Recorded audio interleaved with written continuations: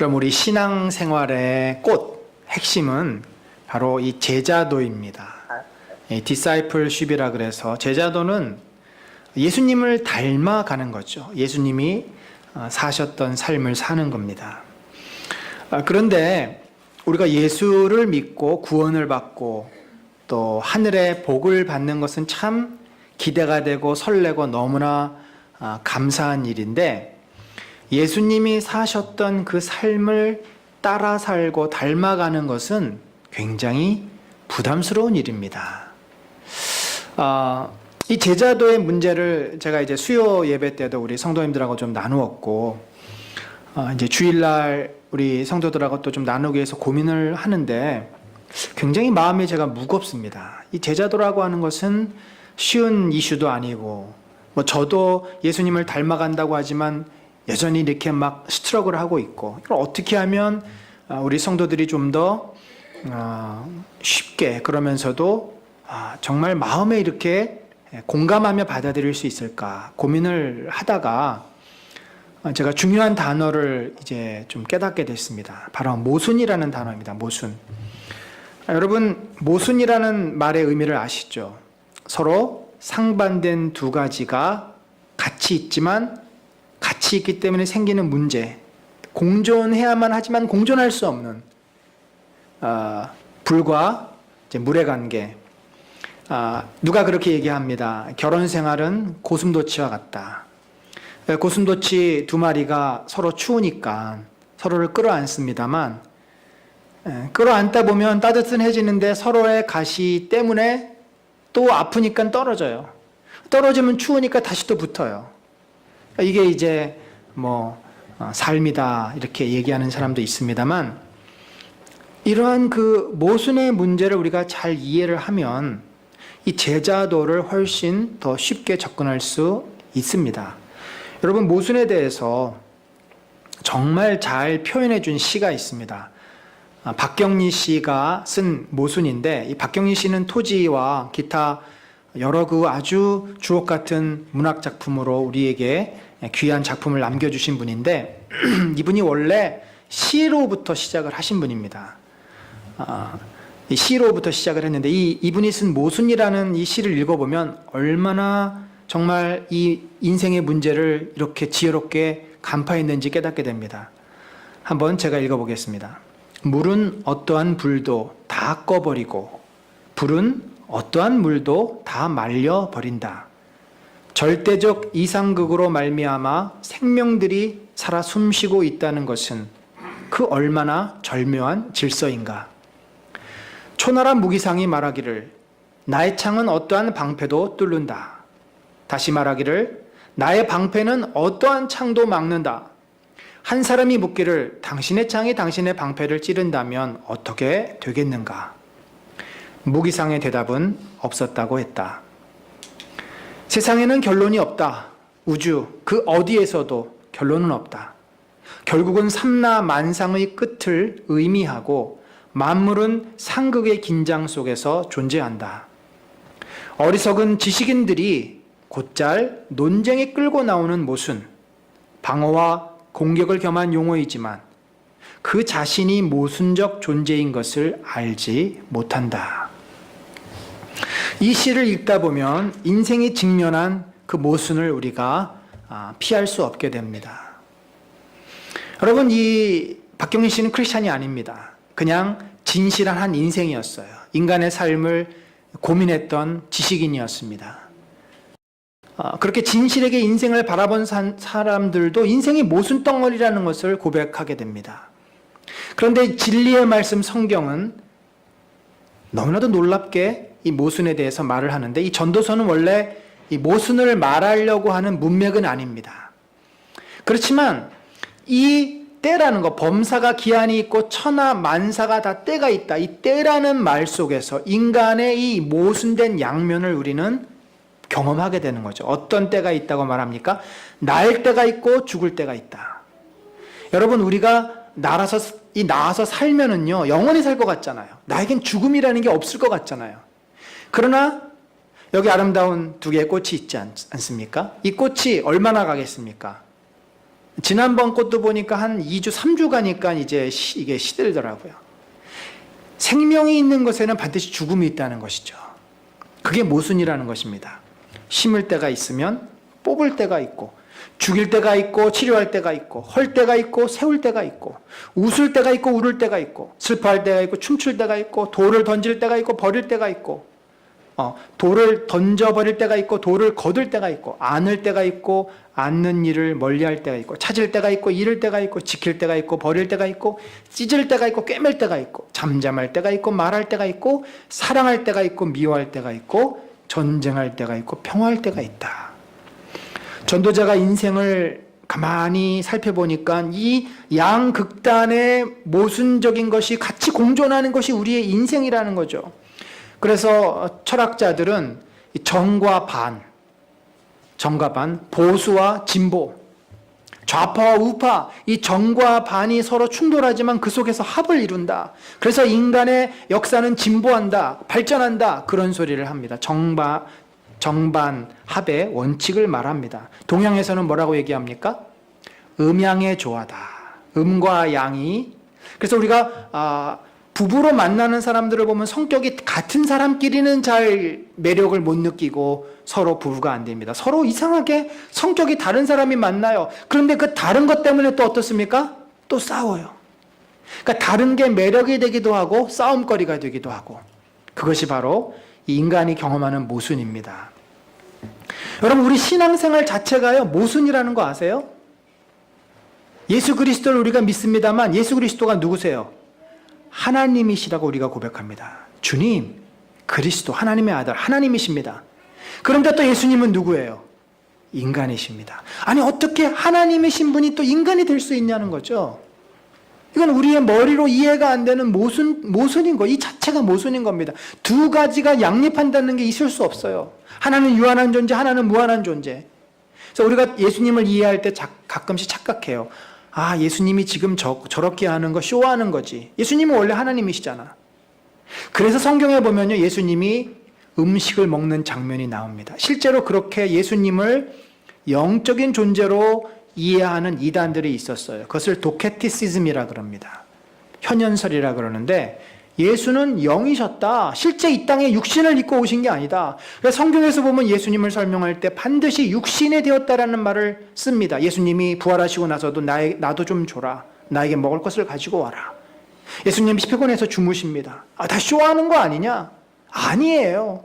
예수님은 정말 그야말로 똥기저귀를 차시면서 성장했고 똑같이 인간이셨어요. 그러니까 우리가 이해할 수 없다는 거죠.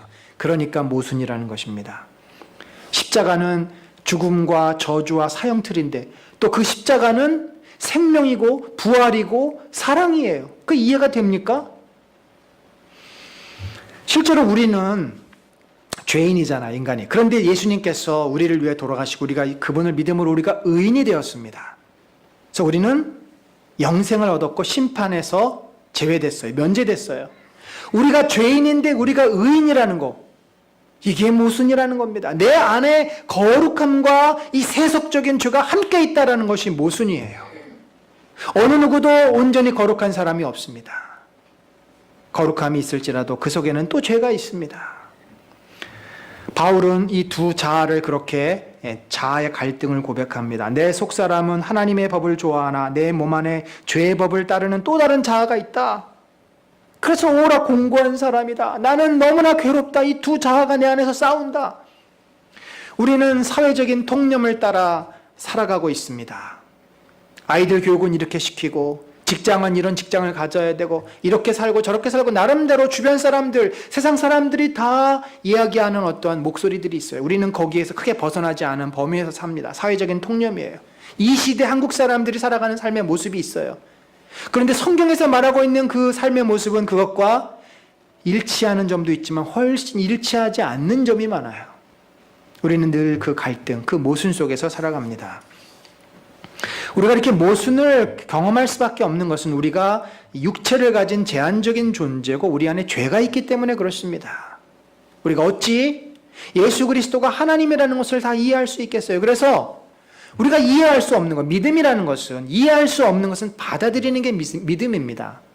삼위일체, 예수 그리스도의 양성, 여러 가지 그 성경에서 드러나고 있는 그 신앙의 모습을 우리는 다 이해해서 예수님을 믿는 게 아니에요. 제자들이 어떻게 예수님을 믿습니까? 예수의 눈빛을 보고 예수가 나를 따라오라 하는 그 초청 앞에 제자들은 저분이 메시아구나 하는 확신을 가지고 그것을 받아들이고 따르는 것이고, 따르다 보니까 그분이 메시아이심을 경험하고 알게 되는 거죠. 그래서 초대 교부들은 우리들에게 이해해서 믿는 것이 아니라 믿었기 때문에 이해가 된다라고 말을 합니다.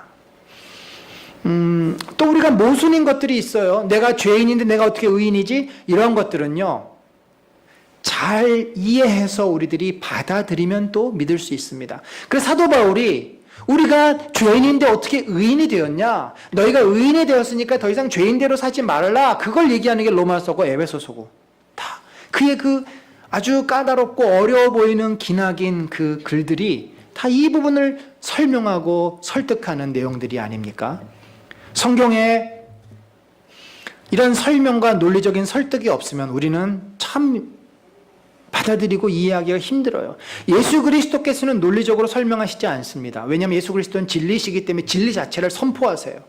그냥 예수님 말씀 자체가 진리예요. 명제예요. 그런데 사도 바울은 그 명제 진리를 깨달은 사람이에요. 경험한 사람이에요. 그래서 그 사람은 설명을 하는 겁니다. 내가 이전엔 이렇게 생각했는데 그것이 틀렸더라. 이제는 그 나사렛 예수가 정말 메시아더라. 그를 믿는 것은 이거더라. 우리가 죄인인데 우리를 의인으로 불러주셨기 때문에 우리가 이렇게 죄를 버려야 한다라고 그가 설명하는 것이 서신서예요. 그래서 우리가 서신서는 사실은 처음에는 어려워 보이지만 그 바울의 마음을 이해하면은 그것은 충분히 이해할 수 있어요. 그래서 우리는 이렇게 때로는 믿음으로 받아들이고 때로는 잘 이해해서 이 모순을 극복해 나가는 것인데, 오늘 여러분과 함께 나누려고 하는 이 제자도의 모순이 바로 우리가 잘 이해해야만 따를 수 있는 진리라는 거죠. 왜냐하면 이 제자도의 이 이야기는 들으면 기분이 좋아지고 들으면 기대가 되는 말씀이 아니에요. 부담이 되는 말씀이에요. 그렇기 때문에 우리가 잘 이해해서 마음에 심겨놓지 않으면, 여러분이 신앙생활 10년, 20년 해도 성경에 이런 말씀이 있었던가? 저거는 그냥 그 당시에 제자들에게 하신 말씀이지 오늘날 나하고는 상관없지라고 우리는 까맣게 잊어버리고 살 수 있다는 거죠. 이게 우리가 내가 보고 싶은 것만 보고 듣고 싶은 것만 듣는 그런 심리적인 편견들이 우리한테 있기 때문에 가능합니다. 예수님께서 이 마태복음이 좀 더 리얼해서 마태복음을 봅니다. 예수님께서 이제 제자들에게 자기가 메시아인 증거들을 보여주셨잖아요. 부르셨고 나를 따라와라. 따라갔어요. 갔더니 막 엄청난 기적을 행하세요. 죽은 자를 살리시고 병자를 고치시고 귀신을 쫓아내시고. 그런데 그래서 이제 제자들은 우리가 드디어 기다리던 메시아를 만났다. 저분을 따라다니면 우리에게는 엄청난 장밋빛 미래가 펼쳐질 거야. 기대감에 차 있습니다. 그런데 그때 예수님이 전혀 그들이 생각하지 못했던 엄청난 사실을 얘기합니다. 마태복음 16장 21절에 이하에 보면 이때로부터 예수 그리스도께서 자기가 예루살렘에 올라가, 제자들이 생각하는 건 뭐냐면 예루살렘에 올라가서 뭐예요? 정권을 잡는 거예요. 왕이 되는 거예요. 등극하는 거예요. 장로들과 대제사장들, 원래는 저 사람들이 예수님을 떠받들어서 왕으로 세웠어야 돼요. 들과 서기관들에게 어떻게 해요? 많은 고난을 받고 죽임을 당하고 제3일에 살아나야 할 것을 제자들에게 비로소 나타내시니, 나타낸다, 말씀 가르치는 게 아니라 감추었던 것을 보여준다는 표현입니다. 제자들은 이 이야기를 듣고 깜짝 놀랍니다. 이게 무슨 말이지? 우리가 생각했던 플랜, 우리의 계획과는 완전히 다른 말씀을 하고 있는 겁니다. 그랬더니 베드로, 참을성 없고 성격 급한 베드로가 튀어나와서 주여! 그럴 수 없습니다. 그리 마옵소서. 그런 일이 결코 주에게 미치지 아니하리이다. 예수님을 지금 붙잡고서 예수님을 꾸짖습니다. 아니 당신 지금 그걸 말이라고 하십니까? 우리가 당신을 여기까지 지금 따라왔는데 우리 인생을 망치게 할 작정이에요? 절대 당신이 죽어서는 안 됩니다. 라고 예수님을 가로막는 거죠. 그랬더니 예수님이 뭐라 그러셨어요? 사탄아, 내 뒤로 물러가라. 너는 나를 넘어지게 하는 자로다. 내가 하나님의 일을 생각하지 아니하고 도리어 사람의 일을 생각한다. 지금 베드로는 사탄의 도구로 쓰임 받고 있는 겁니다. 사탄의 마음을 그가 품었습니다. 하나님의 일을 방해하는 예수 그리스도의 구원의 그 놀라운 사역을 그가 방해하고 나섭니다. 왜냐하면 베드로는 오로지 자기의 출세밖에 지금 생각을 하지 못합니다. 하나님은 예수 그리스도를 십자가에 죽게 하시려는 이유는 온 인류의 구원을 위해서, 대속을 위해서 그런 엄청난 계획을 갖고 계신 거 아닙니까? 그리고 나서 예수님은 제자는 어떻게 살아야 되는지에 대해서 23절, 24절에 말씀을 주십니다. 나를 따라오려거든 자기를 부인하고 날마다 제 십자가를 지고 나를 따를 것이니라. 누구든지 제 목숨을 구원하고자 하면 잃을 것이요 누구든지 나를 위하여 제 목숨을 잃으면 구원하리라. 베드로야, 너처럼 자기 출세를 위해서, 너 자신을 위해서 사는 것은 결코 복된 인생이 아니다. 그렇게 하면 너는 결국은 나를 떠날 수밖에 없고 네 인생은 망하게 된다. 라고 지금 예수님이 제자들에게 가르쳐 주고 계십니다. 사실 이 말씀을 했을 때 제자들이 이해했을까요? 받아들였을까요? 아닙니다. 전혀 몰랐어요. 무슨 소리 하는지도 몰랐어요. 여러분, 오늘날 우리가 이 말씀을 읽으면 잘 모릅니다. 그 말씀의 진정한 뜻이 뭔지. 또 알아도 내 마음에 받아들여지지가 않아요. 안다는 것과 받아들여진다는 것은 또 천지 차이입니다. 굉장히 부담스러운 이야기죠. 실제로 제자들은 이 이후에 계속 인간적인 모습들을 노출시킵니다. 46절 앞에 45절에 보면 예수님이 인자가 사람들의 손에 넘겨지리라 하는 말씀을 또 하세요. 그대로 몇 차례 합니다.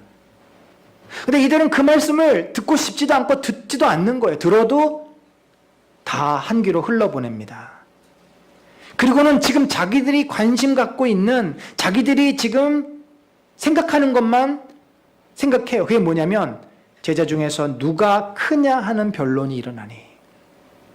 자, 예수님이 이제 예루살렘에 올라가면 정권을 잡을 텐데, 왕이 될 텐데, 야, 누가 오른편에 앉을 거고 누가 왼편에 앉을 거야? 누가 가운데 센터 누가 할 거야? 아, 베드로 내가 해야지. 아니야 야고보가 해. 서로 자기가 2위다 3위다 서열 다툼을 하고 있다라는 겁니다. 이들은 온통 자기들의 출세에만 관심이 있습니다. 그런데 누가복음에 보면은 사실 이 이야기가 성경에 기록이 안 돼도 전혀 우리가 구원받고 신앙생활하는데 지장이 없는 말씀이 두 사건이 기록이 되어 있어요. 이 이야기를 기록한 이유는 바로 제자들이 그 당시에 얼마나 한심했는지를, 제자들이 얼마나 예수님의 이 마음을 이해하지 못하고 자기들의 생각 속에 가득 차 있는지를 보여주기 위해서였습니다. 이 사건 다음에 바로 나오는 것이 이런 이야기예요. 요한이 여짜오되 주여 어떤 사람이 주의 이름으로 귀신을 내쫓는 것을 우리가 보고 우리와 함께 따르지 아니함으로 금하였나이다. 어떤 사람들이, 어떤 사람은 성경에 나오는 70명 그 그룹 안에 들어오지 않는 사람이에요. 아니, 처음 보는 사람인데 그 사람이 와서 예수 그리스도의 이름으로 귀신을 쫓아냈다는 거예요. 그러니까 요한이, 야, 아니 당신 누가 예수의 이름으로 귀신 쫓아내라 그랬어? 그거 누가 허락해줬어? 너희 무슨 허가 받았어? 쉽게 말해서 지금 기득권을 주장하고 있는 거죠. 그 귀신 쫓아내는 건 아무나 하는 게 아니야. 적어도 예수님 밑에 와서 몇 년을 이렇게 수행하고 그걸 다 예수의 그 라이센스를 받아야 귀신을 쫓아낼 수 있는 건데, 도대체 너는 어디서 있다가 온 놈인데 그렇게 함부로 예수님의 이름을 들먹여? 라고 이제 요한은 시비를 걸고 있습니다. 그래서 예수님이 금하지 말라. 너희를 반대하지 않는 자는 너희를 위하는 자니라. 다른 성경에는 예수의 이름으로 전하는 자마다 우리 편이다. 그런 의미의 말씀을 하십니다. 또 다른 사건이 나옵니다. 사자들을 앞서 보내심에 그들이 가서 예수를 위하여 준비하려고 사마리아인의 한 마을에 들어갔더니, 자, 이제 예수님과 제자들이 예루살렘으로 올라가시는 과정에 여러 루트가 있지만 사마리아 길로 가는 것이 제일 사실은 가깝습니다. 산을 이렇게 넘어가면 돼요. 다른 쪽은 이 평지로 내려갔다가 예루살렘 산으로 다시 올라가야 되는 어려운 길입니다. 그런데 이 사마리아 사람들이 어떻게 했어요? 그들이 받아들이지 아니하는지라. 사마리아 사람들은 아니 당신들 유대인들 아니요. 유대인들이 왜 우리 마을에 들어오시려고 하고 저를 돌아가시오. 길을 내드릴 수 없습니다. 라고 방해를 했다는 거죠. 그러자 요한과 야고보가 어떻게 했습니까? 이를 보고 이르되 주여 우리가 불을 명하여 하늘로부터 내려 저들을 멸하라 하기를 원하시나이까? 이게 무슨 말이에요? 아니 저 버르장머리 없는 놈들 이분이 누군 줄 알고 아니 이분을 감히 가로막아? 예수님 하늘에서 불이 내려와서 저놈들을 다 심판하라고 그렇게 우리가 기도할까요? 이 제자들 특별히 요한은 지금 사랑의 사도 아닙니까? 사랑의 사도인 요한이 기득권을 주장합니다. 갑질을 하고 있어요. 그게 뭐라고? 예수의 이름으로 귀신 쫓아내는 게 뭐라고? 갑질을 하고 있습니다. 거기다가 자기들을 무시하고 길을 막았다고 해서 그들을 죽이겠다고 난리를 칩니다.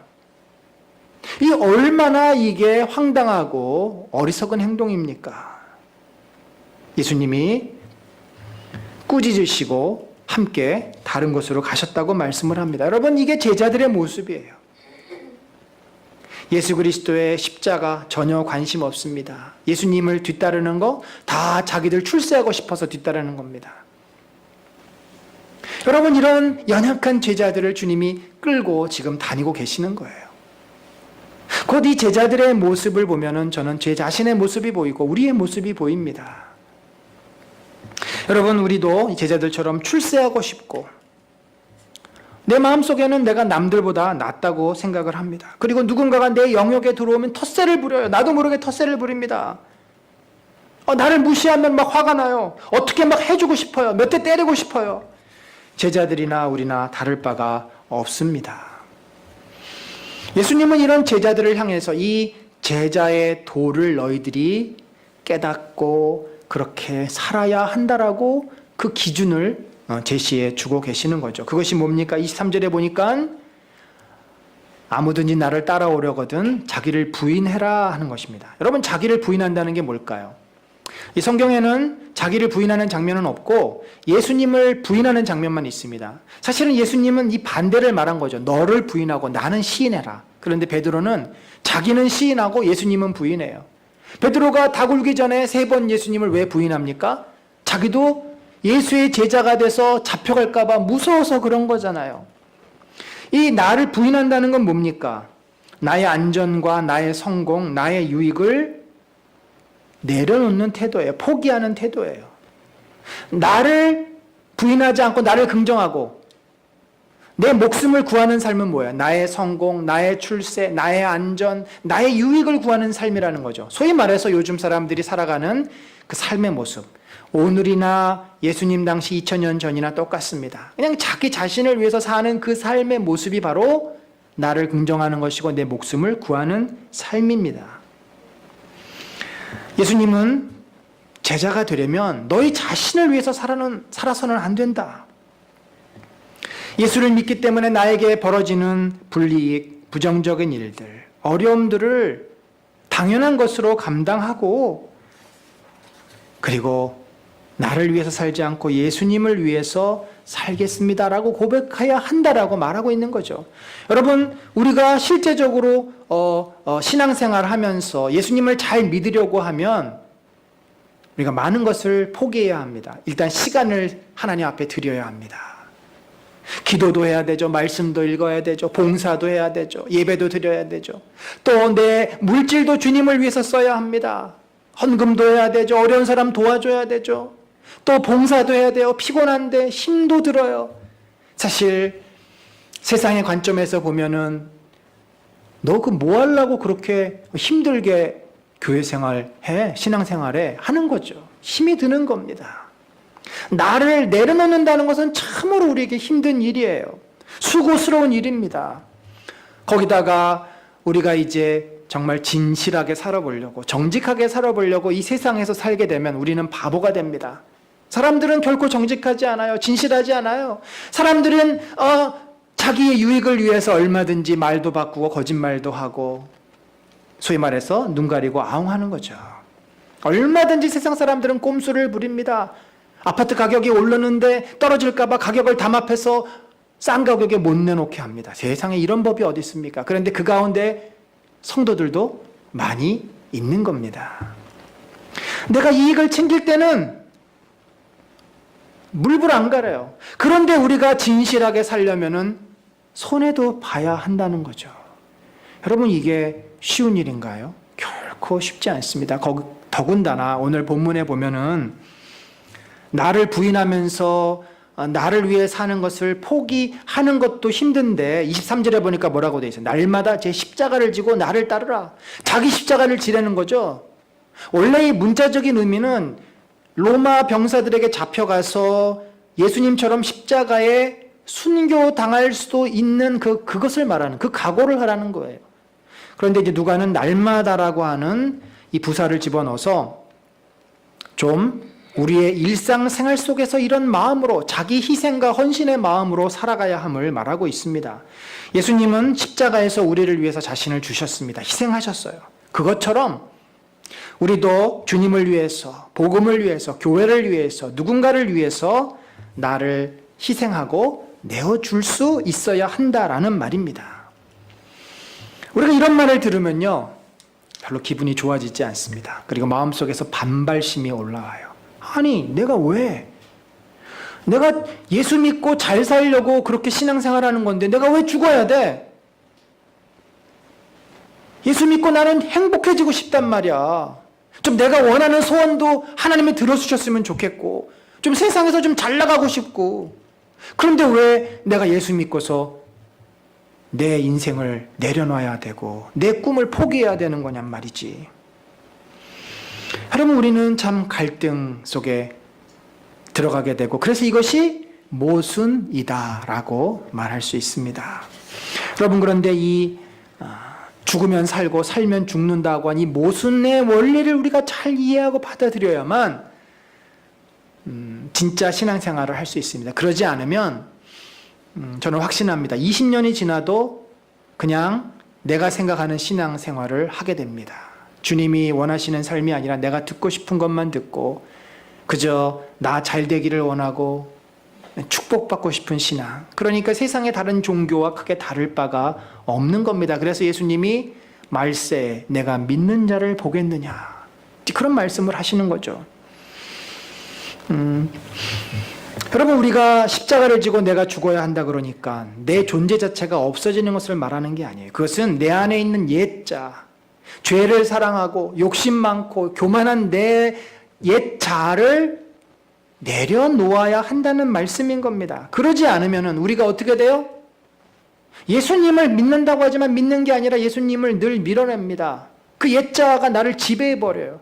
바울은 늘 그래서 이것 때문에 고민했고, 늘 이것 때문에 씨름했고, 늘 이것 때문에 그는 괴로워했습니다. 예수님은 이 말씀을 이렇게 설명합니다. 우리 24절 너무 중요한 말씀이어서 이거 한번 같이 읽어봅니다. 시작. 누구든지 제 목숨을 구원하고자 하면 잃을 것이요, 누구든지 나를 위하여 제 목숨을 잃으면 구원하리라. 저는 잘 모르겠지만 우리나라에서 지금 1000만 관객을 동원한 영화가 7편인가 이렇게 있다 그러던데, 그 중에서 1위가 어떤 영화인 줄 아십니까? 아마 명랑, 이순신 장군의 해전을 그린 명랑이 아닌가 싶은데, 그 영화에 나오는 대사가 이제 일본군의 그 어마어마한 그 군단을 보고서, 배들을 보고서, 자기들이 갖고 있는 배는 배 몇 척밖에 없잖아요. 12척, 그거밖에, 판옥선밖에, 이제 거북선은 또 불태워서 없어졌고, 그러면서 이 군사들에게 이제 이렇게 얘기하는 겁니다. 살고자 하는 자는 죽을 것이요, 죽고자 하는 자는 살 것이다. 이게 그 일반, 어떻게 보면 삶에도 나타나는 원래 진리라는 것은요, 상황과 조건에 변하지 않는 게 진리예요. 예수님이 말씀하시면 되고 또 사람들이 얘기하면 안 되는, 그건 진리가 아닙니다. 예수님이 말씀하시는 그 말씀은 세상 사람들이 깨달아서 득도해가지고 그 사실을 알고 그렇게 살면 그렇게 되는 거예요. 그런 것들이 진리라는 거죠. 여러분, 우리가 나를 위해서 살면요, 반드시 우리는 죄인이기 때문에 썩어질 수밖에 없습니다.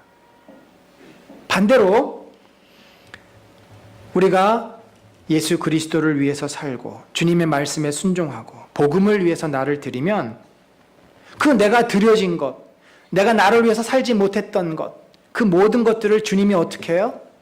채워주신다는 거죠. 그게 내가 죽으면 내가 산다고 하는 원리입니다.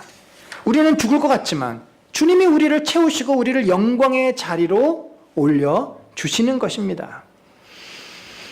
결국 죄로 가득한 내 자신이 나의 것을 포기하고 나의 유익을 내려놓고 내 욕심을 버리면 예수님은 예수님의 것으로 우리를 채우시고 그 말씀 앞에 순종하게 되고 예수님의 뜻대로 살려고 노력하게 되고 그러면 주님이 우리를 그 영광의 자리로 인도해 가신다는 거죠. 여러분, 이게 신앙생활을 좀 하면은 이제는 이해가 됩니다. 아, 그렇게 하는 거지. 그게 성도의 삶이지. 받아들여져요. 그런데 그게 이제 머릿속에서만 받아들여지고 머릿속에서만 이해가 되어지고 실제 내 마음에서는 그렇게 살고 싶지 않습니다.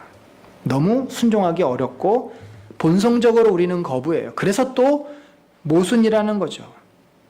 우리는 자기 목숨을 버려야 하는 것을 알지만 실제로는 내 목숨을 구하면서 삽니다. 이것이 사회적인 통념이에요. 사회적인 통념을 우리가 극복하면서 살기가 어렵습니다. 성공하고 출세하고 싶지 않은 사람이 어디 있어요? 다 성공하고 출세하고 싶은 거죠. 그렇지만 주님이 우리에게 요구하는 이 삶의 질서를 우리들이 이제 붙잡고서 고민을 해야 되는 겁니다. 저는 오늘 여러분에게 이 말씀을 나눌 때 여러분을 또 저 자신을 책망하려고, 자, 주님이 우리에게 이런 진리의 말씀을 주셨는데 우리는 이렇게 못 살고 있지 않는가? 어리석은 자들이여 회개하고 속히 나 자신을 주님께 드립시다라고 하는 그런 류의 책망을 하려고 이 말씀을 나누는 것은 결코 아닙니다. 사실 이 말씀대로 우리는 살 수 없어요. 저도 그렇고 여러분도 그렇고 할 수 없습니다. 그래서 모순인 거예요. 그런데도 주님은 우리에게 이렇게 살라고 하십니다. 그것이 참 우리가 신앙생활하는 힘든 일 아니겠습니까? 제 얘기를 잠깐 하겠습니다. 제가 목회를 처음 시작할 때, 특별히 이제 개척을 할 때, 저 나름대로의 꿈이 있었습니다. 그것은 뭐냐면, 일종의 좋은 교회를 세우는 것이었어요. 이 좋다라는 개념 속에는 하나님이 기뻐하시는 교회, 사람들이 참 박수 쳐줄 수 있는 교회, 서로 사랑하고 성도들이 신앙적으로 잘 자라는 교회, 제 주제를 아니까 대형 교회는 아닐지라도 그런 건강한 교회를 세우고, 그래서 제가 뭘 느끼겠습니까? 성취감을 느끼는 거죠. 아, 주님이 나를 쓰시는구나.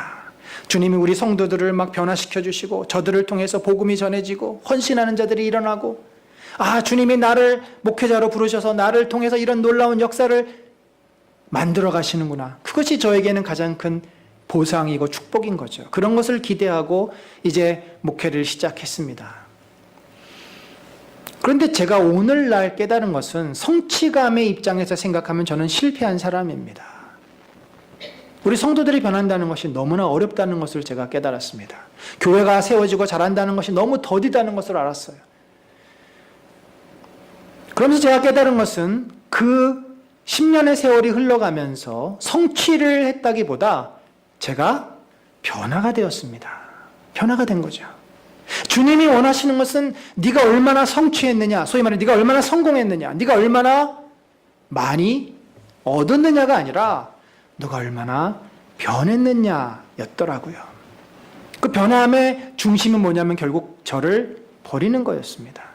제 생각을 버리고 제 계획을 버리고 제 물질을 버리고, 그러니까 오로지 주님을 위해서, 그리고 주께서 저에게 맡겨주신 우리 성도들을 세우기 위해서 너를 얼마나 내려놓을 수 있느냐가 저의 지난 10년간의 이슈였고 실제적인 삶의 모습이었고, 그것 때문에 힘들게 목회를 해온 제가 지난번에 제 친구에게 빌려줬다 좋은 그 500만 원 이야기를 한번 했었는데, 또 다른 이야기를 한 번 더 하겠습니다. 제가 이제 퇴직금을 3천만 원을 받았는데, 그 중에 이제 초에 이제 교회 한 1,000만 원 헌금을 하고, 그리고 나머지를 가지고 이제 제가 우리 아이들 교육비로 쓰고 비상금으로 써야 되겠다 생각을 하고 있었습니다. 그런데 이제 중간에 한번 제가 집을 옮기면서 보증금이 4천에서 5천으로 올라서 이제 그때 교회가 뭐 여유가 없는 상황이니까 그냥 그걸로 보증금을 넣고 그러니까 돈이 이제 1,000만 원밖에 남지 않았어요. 그래서 그 1,000만 원 남은 중에서 이제 제 친구가 이제 그걸 다 빌려달라 그러니까 제가 다 줄 수가 없어서 이제 500만 원만 빌려준 건데, 그리고도 이제 저희 교회가 지난 한 4, 5년간 계속 재정적으로 아직 자립이 되지 않은 상황이었기 때문에 그때 어려울 때마다 어떻게 하나님께서 놀랍게 인도해 주시니, 어느 때는 우리 성도님들의 헌금을 통해서, 어떤 때는 또 교회 밖에 한번 그때 말씀드렸죠. 로또를 어떤 분이 당첨이 돼가지고 10억짜리가 당첨이 돼서 저에게 1,000만 원을 헌금하신 분이 있고, 정말 이렇게 기가 막힌 어떤 일들을 통해서 고비를 잘 넘겨왔어요. 그런데 최근 한 2, 3년 전에는 그런 게 잘 안 되는 때가 있는 거예요. 주님, 이건 뭐죠? 아무 소식이 없습니다. 밖에서 아무도 우리 교회를 위해서 도와주는 사람이 없습니다. 어떻게 합니까? 근데 제 마음속에 딱 들려오는 소리가 있었어요. 야, 너 돈 있잖아. 네 돈 있잖아, 네 돈. 처음에는 그거를 제가 무시했습니다. 안 들었어요. 근데 계속 기도하면서 어떻게 할까요? 어떻게 했으면 좋겠습니까? 주님이 정면으로 저에게 그거 200만 원 있잖아. 그거 300만 원 있잖아. 딱 말씀을 하시니까 제가 굉장히 마음이 부담스러웠어요. 주님, 저 이거밖에 없는데요. 이거 이제 언급하면 저는 완전히 빈털털입니다. 어떻게 살아야 됩니까? 그런데도 저에게 이제 그때 그 마음보다 더 중요한 것은 우리 성도들이 잘 자라고 잘 세워지는 게, 어차피 제가 목표를 그것 때문에 한 것이니까, 알겠습니다, 주님. 그래서 또 한 곱이 넘어가고 또 한 곱이 넘어가고, 이제 이러는 과정 속에서 결국 제가 이렇게 뒤돌아켜 보니까 제가 내려놓아지고 제가 죽고, 정말 그러면 제가 그랬다고 정말 굶고 어려워졌느냐? 지난번 말씀드린 전혀 그렇지 않습니다. 또 주께서 채워주시고 주께서 부족한 것을 또 메꿔주시고, 어떻게 보면은 내 힘으로 살려면요, 인생이 정말 피곤해요. 너무 힘듭니다. 그렇잖아요. 내가 노력해서 얻은 것, 이거 유지하는 것도 힘들고, 또 갖고 있는 거 빼앗길까봐, 없어질까봐 힘들고, 얻는 것도 힘들고. 근데 주님께 이제 맡기면서 살면은 부족할 때는 채워주시고, 또 주께서 책임을 져주시니까 그 자유가 저에게 주어질 수 있었습니다. 예수님은 우리에게 좁은 길을 가라고 말씀을 하십니다. 우리는 넓은 길을 가고 싶잖아요. 넓은 길을 가고 싶잖아요. 편한 길, 좋은 길. 근데 예수님은 좁은 길을 가라. 거기에 생명의 문이 있다. 넓은 길은 사람들이 많이 몰려서 거기에는 죄가 가득하다.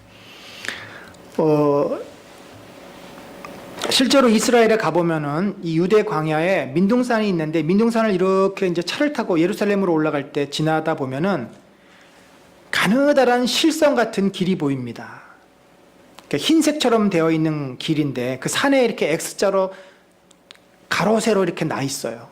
근데 그걸 자세히 보니까 거기 위에 양떼들이 지나가는 길이었습니다. 양이 지나가는 길이니까 폭이 넓어야 50cm, 짧은 데는 30cm예요.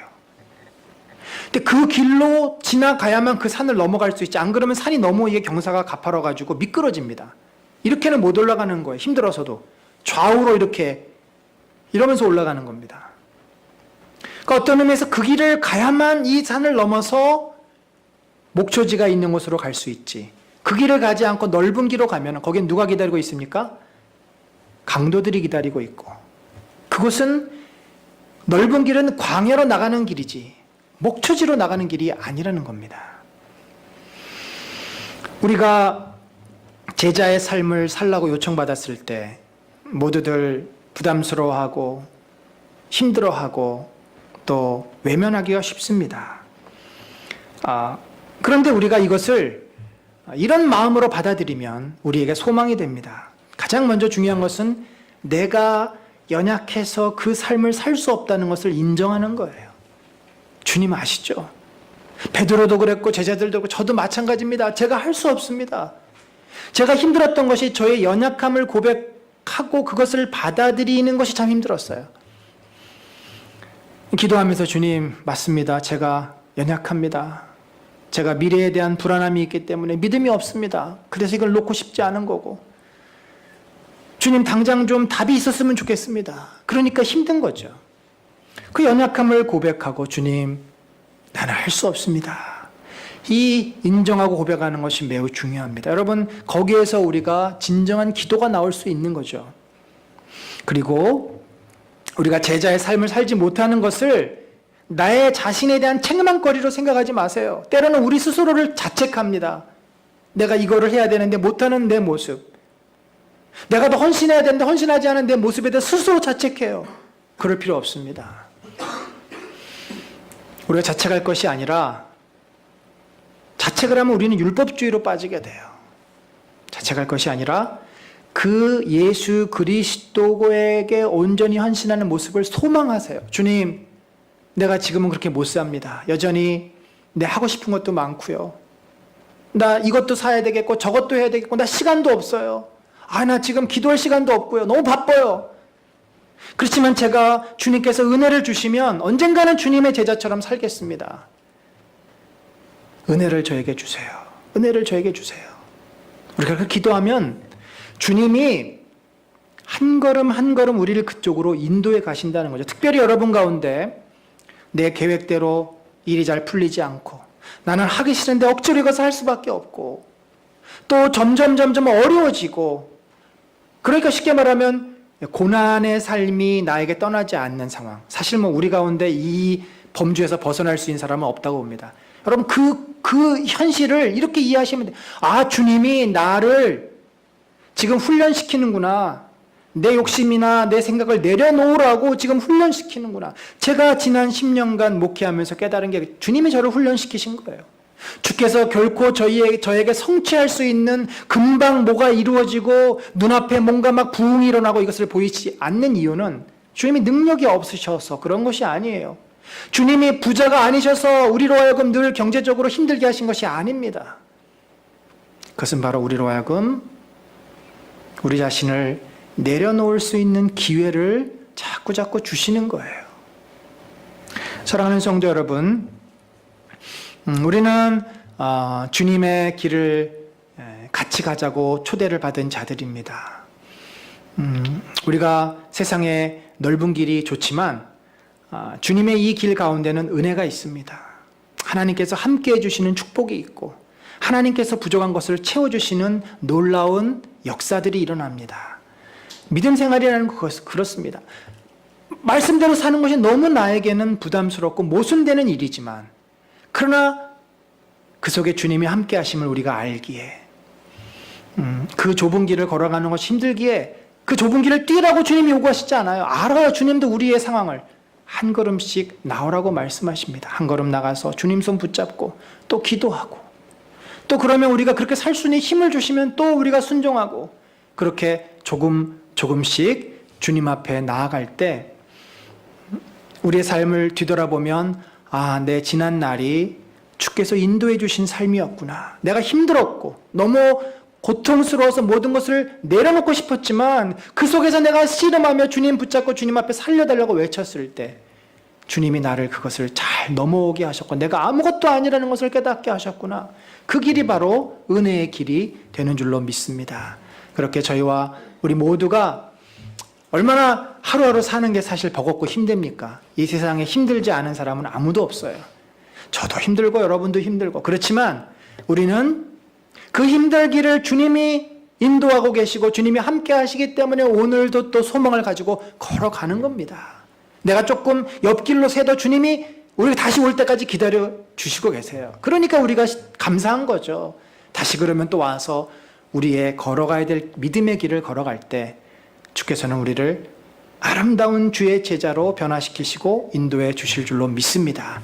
그런 은혜가 저와 여러분의 삶에 넘치시기를 간절히 축원합니다. 아멘.